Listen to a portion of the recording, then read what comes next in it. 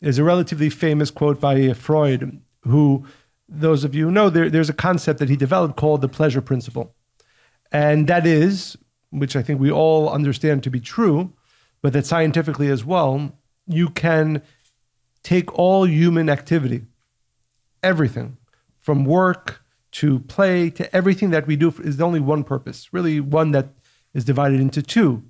One is that we are naturally desiring of pleasure, and we are desiring to limit those things that cause us pain. He calls it the pleasure principle.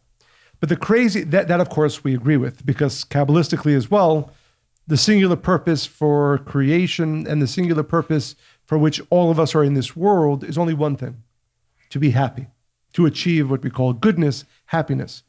The second thing Freud says, which I strongly disagree with, is that if you look at the world, if you look at creation, one must say that the pleasure principle, or the concept that people should be happy, was not part of the plan of creation.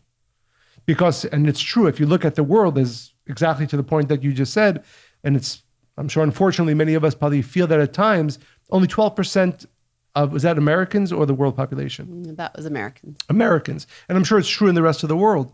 So it's a really strange paradox, right? On the one hand, it is so clear to all of us that the only pursuit that we really have, whether it's, again, behind everything that we do, success, money, marriage, it's for one reason: to be able to become happier. On the other hand, you look at the world, well, and for some it's a little more complicated, but yes. Right, but it's at the core, And it doesn't seem to be working. And that's why Freud came to the conclusion that the world must be working against that pleasure principle.